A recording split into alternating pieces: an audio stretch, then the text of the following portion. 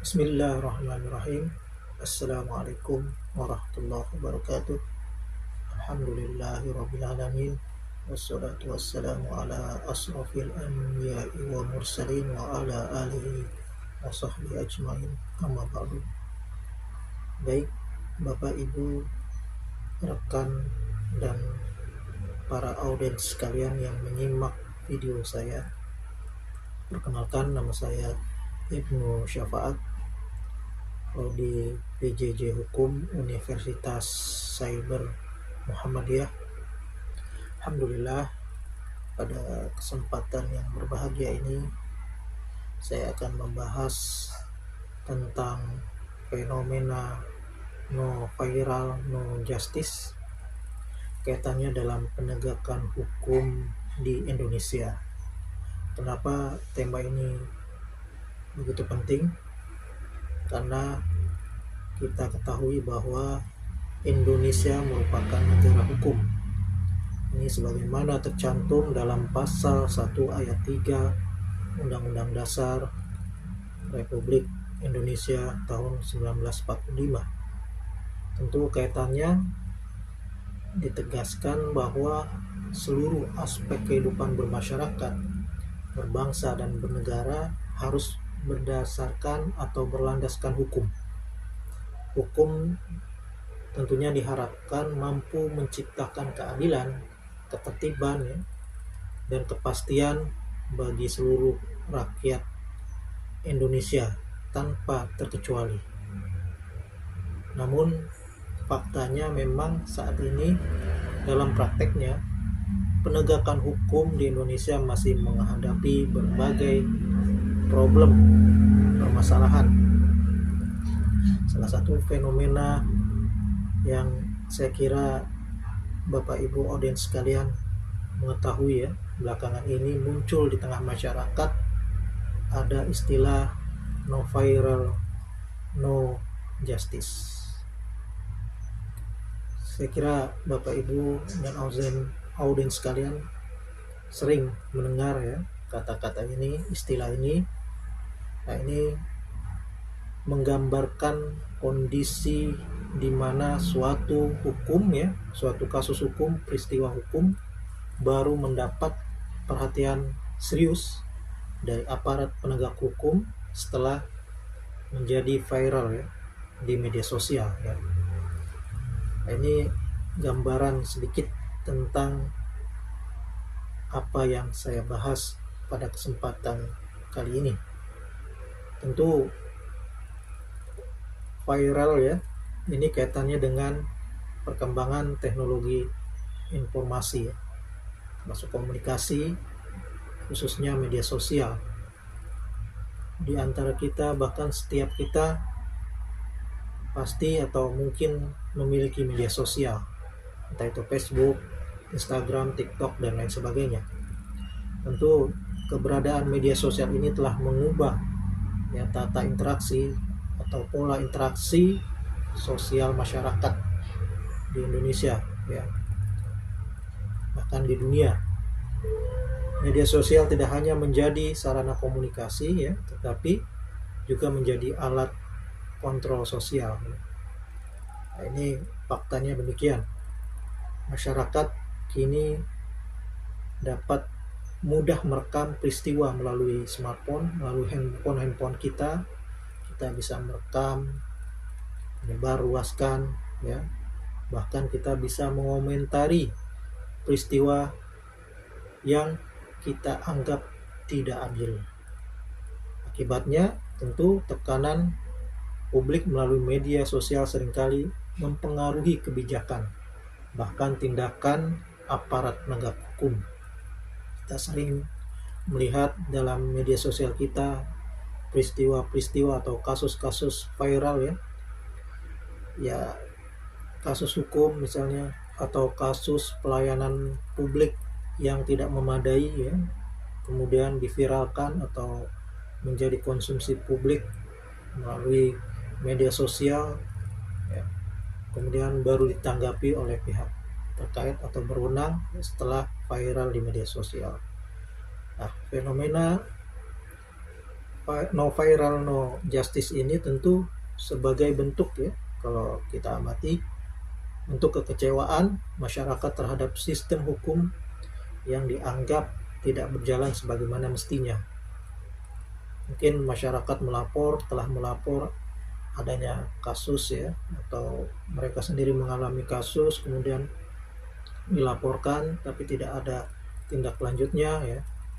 Banyak ya kalau kita lihat, kita saksikan kasus yang di awalnya diabaikan, lambat ditangani atau bahkan dihentikan, namun kemudian sesegera mungkin ya diproses setelah mendapat sorotan dari masyarakat, apalagi setelah viral di media sosial. Hal ini tentu menimbulkan pertanyaan besar ya mengenai independensi atau profesionalitas penegak hukum di Indonesia.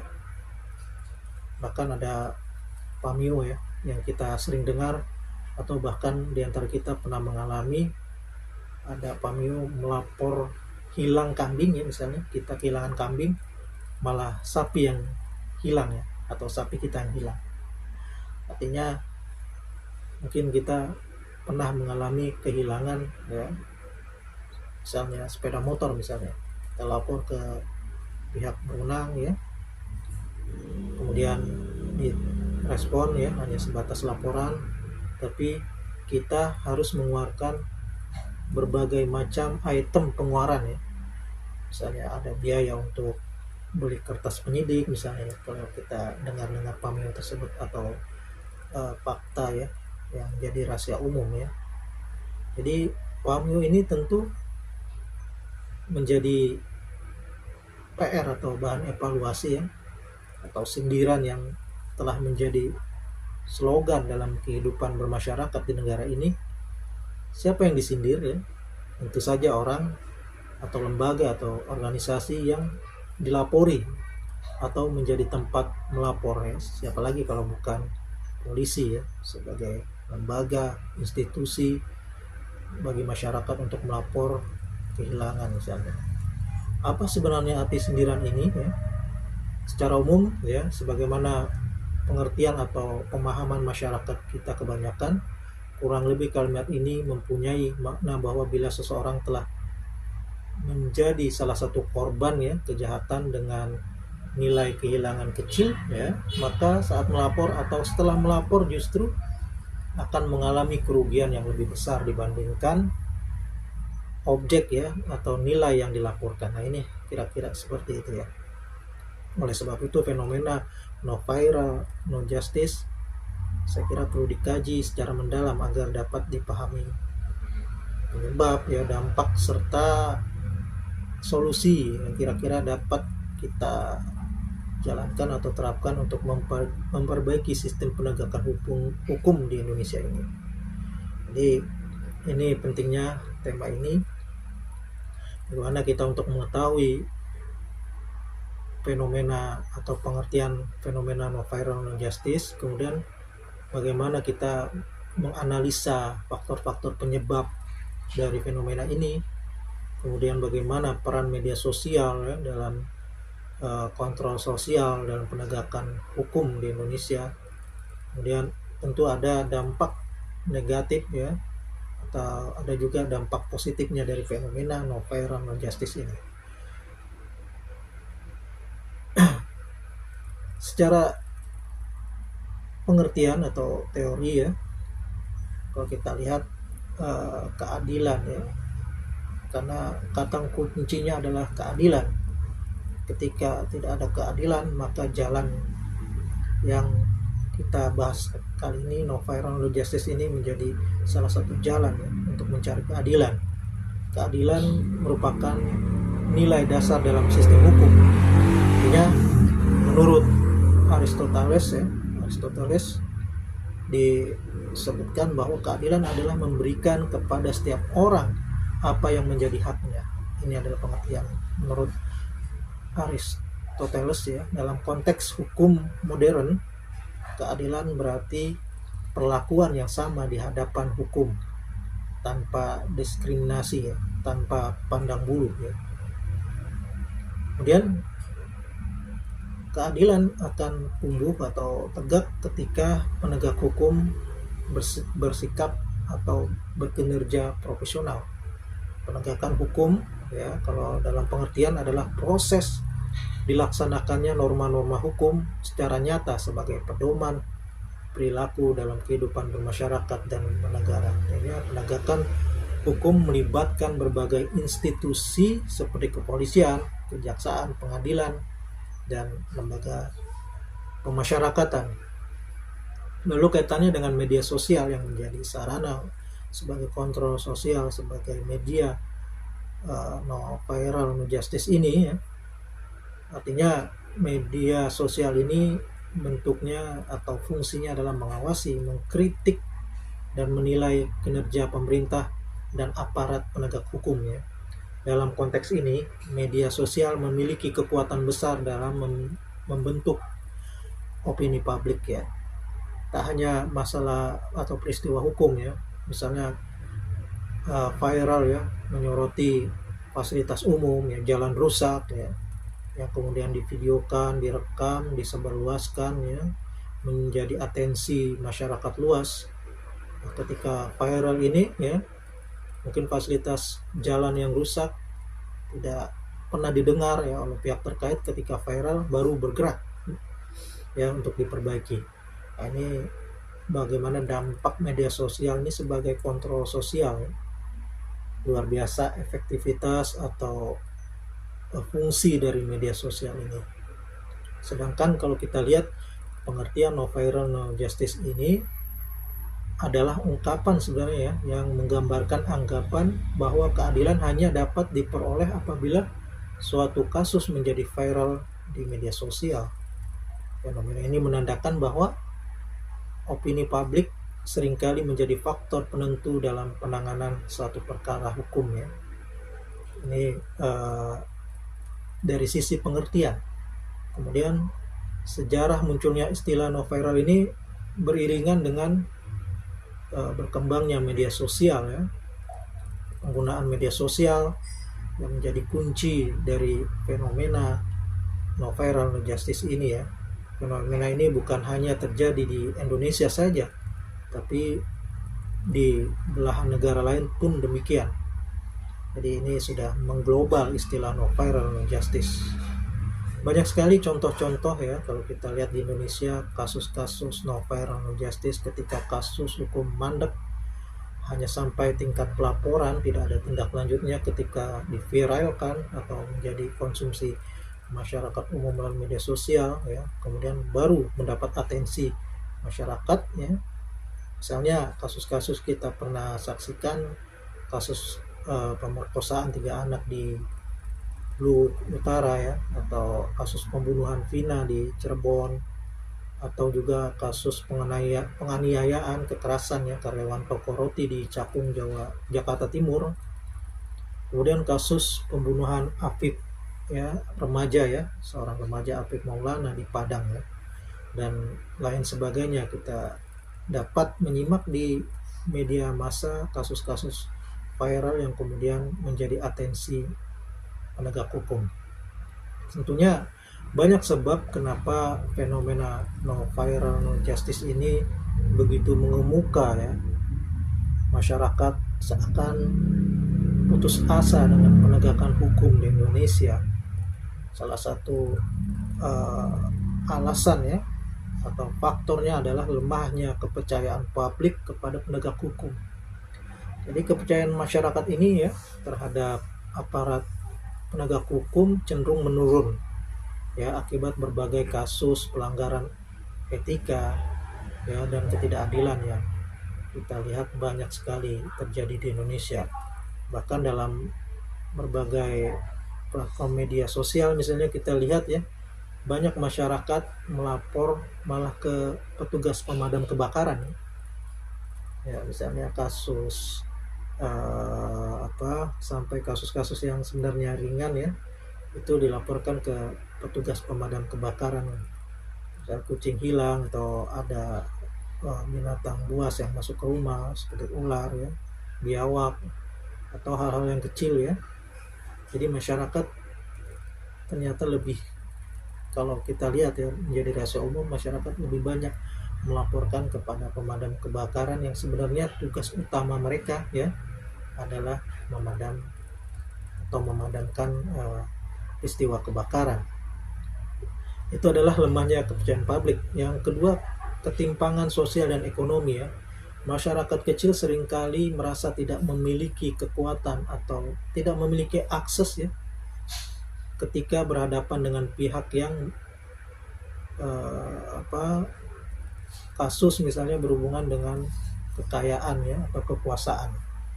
Jika rakyat kecil kemudian pelakunya adalah orang kaya, orang yang berkuasa, masyarakat tidak memiliki kekuatan ya untuk mendapatkan ya akses hukum, bahkan ketika melaporkan ke pihak berwenang, pihak aparat keamanan atau penegak hukum ya, itu diabaikan.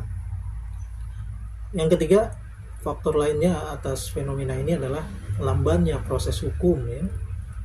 Kita banyak saksikan banyak peristiwa-peristiwa hukum yang ya lamban sekali proses hukumnya, hingga mungkin berbulan-bulan bahkan bertahun-tahun ya, yang berbelit-belit dan memakan waktu lama ya, mendorong masyarakat mencari ya jalur alternatif di media sosial ini ya, hingga kita menyebut sebagai fenomena no viral no justice ya. Selanjutnya adalah pengaruh opini publik. Yang keempat, opini publik yang terbentuk di media sosial seringkali mempengaruhi kebijakan dan tindakan aparat penegak hukum ya. Jadi mereka menempuh jalur no viral no justice ini karena yakin ya opini publik mampu ya menggerakkan, mempengaruhi kebijakan penegak hukum. Ini adalah diantara penyebab atau faktor mengapa fenomena no viral no justice ini di Indonesia akhir-akhir ini banyak terjadi ya. Tentu saya melihat ada dampak positif maupun negatif dari fenomena ini no viral no justice ini. Yang pertama, mendorong transparansi penegakan hukum. Nah, ini setelah viral kemudian ada atensi dari penegak hukum ya, diproses proses hukumnya, lalu masyarakat menyaksikan ya, memantau sejauh mana proses hukum itu berjalan. Artinya disinilah transparansi penegakan hukum benar-benar terjadi ya, atau benar-benar dilakukan ya. Kemudian memberikan ruang partisipasi publik ya, artinya masyarakat ketika melihat ketidakadilan ya, tentu ini mendorong ruang partisipasi publik. Yang ketiga, dampak positifnya membantu korban mendapatkan perhatian. Jadi banyak sekali masyarakat kecil yang tidak memiliki akses ya, mungkin mendapat advokasi hukum ya. Jadi jalur media sosial no viral no justice ini, salah satu dampak positifnya adalah membantu korban ya mendapatkan perhatian dari penegak hukum ya, masyarakat luas. Tentu saja ada dampak negatifnya dari fenomena no viral no justice ini. Yang pertama adalah penegakan hukum jadi tidak objektif, artinya terpengaruh dengan kekuatan opini publik, jadi tidak objektif. Kemudian munculnya pengadilan oleh opini publik ya. Selanjutnya penyebaran informasi yang tentu belum benar, bisa saja yang viral itu hoax ya. Jadi betul-betul sebagai masyarakat kita harus meneliti ya, menyimak informasi-informasi yang viral tersebut apakah betul atau benar ya. Itu dampak negatifnya. Kemudian dampak negatifnya adalah tekanan berlebihan terhadap aparat hukum. Nah, ini salah satu dampak negatif. Nah, ini harus kita perhatikan ya. Kemudian dalam perspektif positif hukum seperti yang dikemukakan oleh John Austin ya, hukum didefinisikan sebagai perintah ya dari penguasa yang disertai dengan ancaman sanksi bagi yang melanggar. Itu adalah perspektif positif hukum. Austin menekankan bahwa hukum harus dipisahkan dari moralitas dan berfokus pada aturan yang ditetapkan oleh otoritas yang berwenang. Artinya pendekatan ini menekankan ketaatan terhadap hukum yang berlaku tanpa mempertimbangkan aspek moral kalau menurut John Austin ini ya. Kemudian Hart ya, Hart itu kemudian mengembangkan teori positisme hukum dengan memperkenalkan konsep primary rules ya, atau secondary rules ya. Jadi istilah primary rules adalah aturan mengatur perilaku masyarakat, sementara secondary rules adalah aturan yang mengatur bagaimana primary ini dibuat, diubah dan ditegaskan. Nah, Hart menekankan bahwa sistem hukum yang efektif harus memiliki kedua jenis aturan ya, untuk memastikan keteraturan dan keadilan dalam masyarakat. Ini dalam konteks bagaimana ya fenomena non-violent justice ini menunjukkan bahwa meskipun primary rules ini dan secondary rules ini telah ditetapkan ya,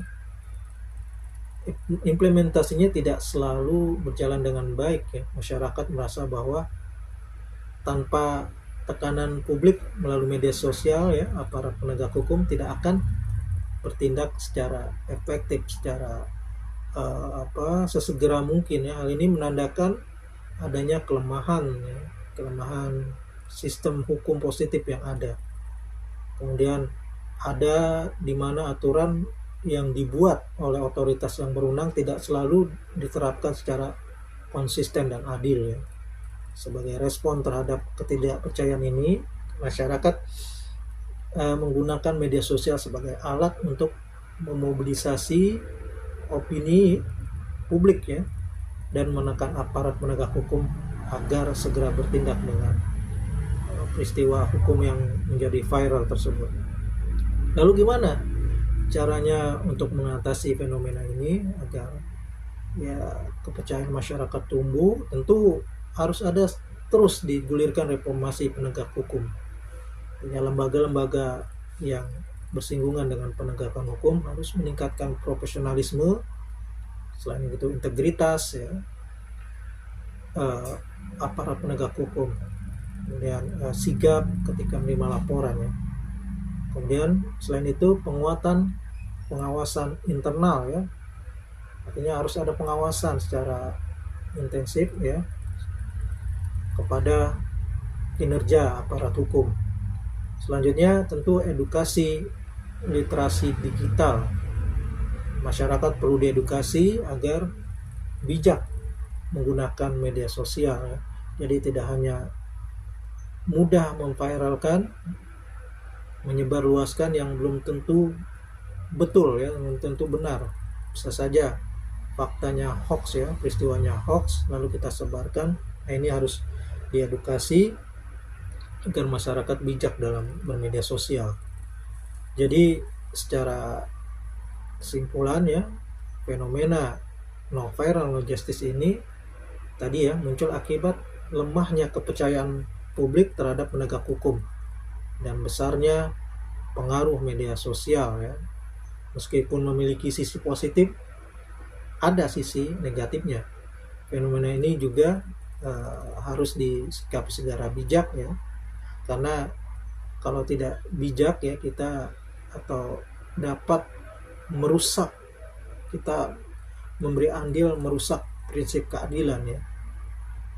Maka saran yang saya sampaikan, yang saya usulkan, agar diperlukan kerjasama antar lini masyarakat, baik penegak hukum, masyarakat, untuk menciptakan sistem hukum yang adil, transparan dan dapat dipercaya. Dan saya tekankan lagi, atau saya sebagai salah satu masyarakat ya, untuk terus mendorong reformasi penegak hukum agar fenomena non viral non justice ini lambat laun hilang ya. Baik, itu yang saya kira saya sampaikan pada kesempatan video kali ini. Mohon maaf apabila ada kesalahan kata, juga materi yang disampaikan mungkin banyak kekurangannya. Terima kasih atas atensinya yang telah menyimak Bapak Ibu Saudara-saudari video saya ini. Saya ucapkan terima kasih. Assalamualaikum warahmatullahi wabarakatuh.